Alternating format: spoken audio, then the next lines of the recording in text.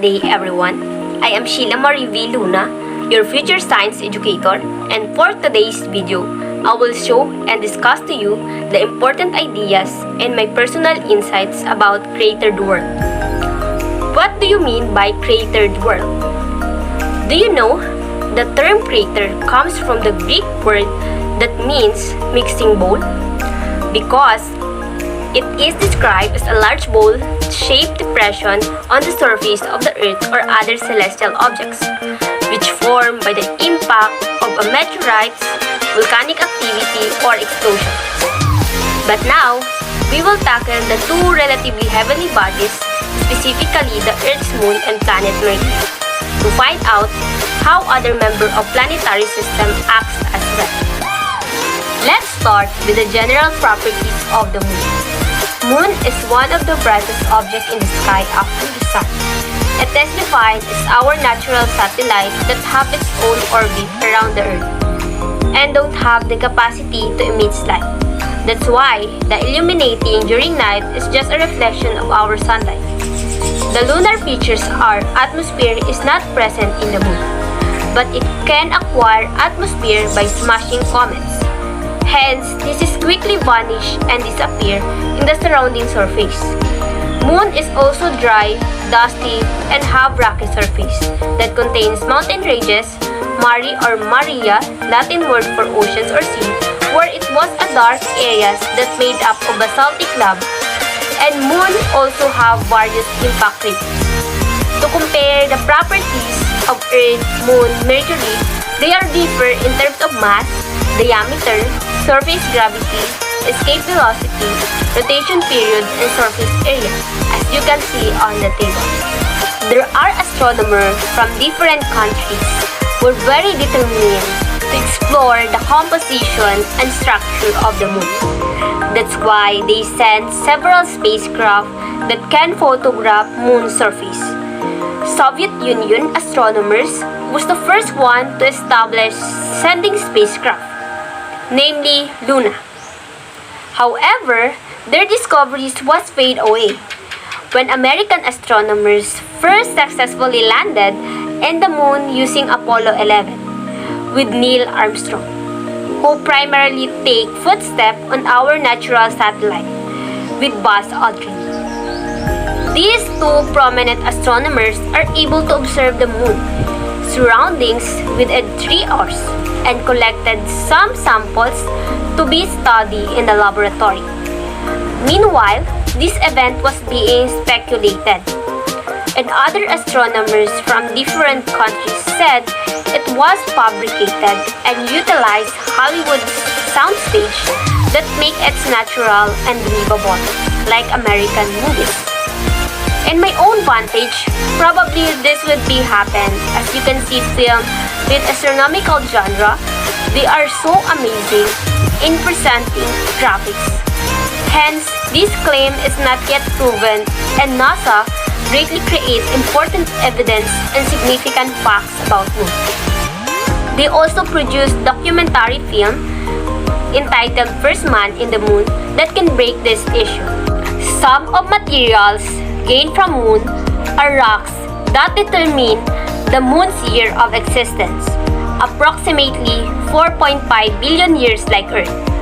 Moon is 1/80th mass of Earth and severely depleted in both metals and volatile materials.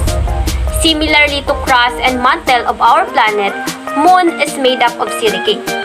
More recent spacecraft find out facts of a small amount of water near the lunar poles, foreseeable deposited by comets and asteroids impacts. This is very important discovery because it traces the possibility of future habitation near the lunar poles, and even a lunar base to Mars and the rest of solar system. And the presence of ice could yield both water and oxygen for human support. In addition, it can be broken down to hydrogen and oxygen as a potential fuel for rockets. Moreover, the lunar craters were the result of impacts proposed by Groove K. Gilbert. He described lunar craters as mountain rim, circular features with floor, generally below the level of surrounding plains that are larger and have different shapes from known volcanic craters on Earth. There are stages in the formation of impact craters. First, the impact occurs. Second, the projectile vaporizes and shock waves spread through the lunar rock. Next, ejecta are thrown out of the crater. And finally, most of the ejecta materials falls back to fill the crater, forming an ejecta blanket. The relevance of counting the crater is using the value to determine the precise age for geological features of the moon and other worlds with solid surface. The origin of the moon have three standard hypotheses. First, the fission theory that claims that moon is once part of the Earth, but somehow separate from it early in their history, but it was rejected because it is impossible to sort out spontaneous fission or splitting of moon and Earth that form many distinctive chemical differences. Second is the sister theory, which proposed that moon formed together with Earth as we believe many moons of the outer planet was formed, and it was more acceptable than fission theory on the way lunar material separated from Earth. And number 3 is the capture theory, where moon is formed elsewhere in the solar system and was captured by Earth, but it was rejected because there is no evidence on the way that Earth can capture celestial objects like moon from elsewhere. The only acceptable theory for the origin of the moon is the giant impact theory. That is, moon is produced when impact of a Mars projectile with Earth 4.5 billion years ago. And this impact made a ring around the Earth which condensed and formed the moon. How about the planet Mercury? Mercury is similar to moon in many ways.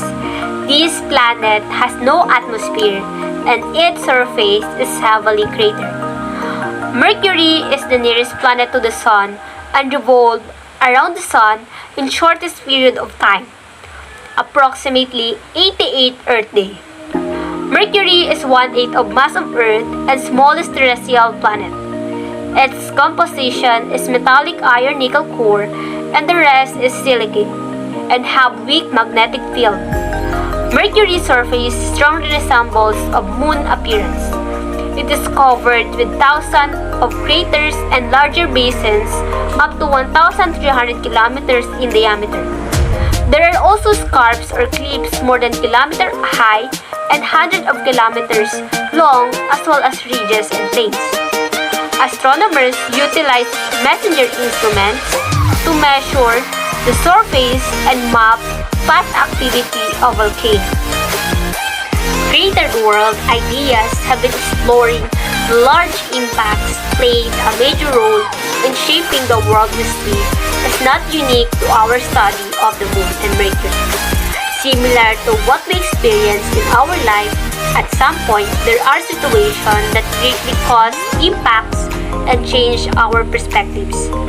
Those impacts leaves our lives marks like craters, which remind us that we surpass the effect of certain projectiles that make us more stronger and leave the world the way we want it to be. Like moon and Mercury, with the same resemblance and many features, as well as human, we are not alone encountering life battles. So don't be harsh on yourself and put many burdens on your arms. Because we are all the same, living and fighting for our different goals in life. Especially this pandemic, which vastly broke our holistic aspect. But we are like Cratered World. There are upside down, poles, highlands, and oceans of emotions over existence. But these make us solid as a rock. And as a student, studying Cratered World enlightened my mind on the comparison of Moon and Mercury to our planet. It is also hope for future generations to have possible life habitation to other heavenly bodies. I also noticed that craters are caused by meteorites, asteroids, and other celestial objects hitting the surface of the Moon and Mercury, even the Earth have craters.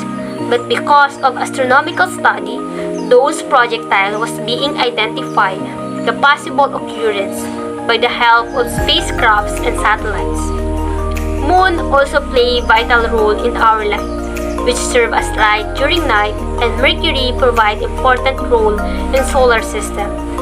These make me realize the important role of our astronomers in studying origin, composition, structure, and the possible could be happen in the solar system.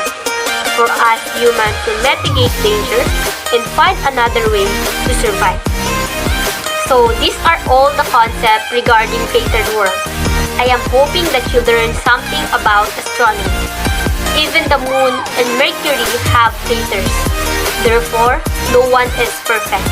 Again, I am Sheila Marie V. Luna, your future science educator, and thank you for watching.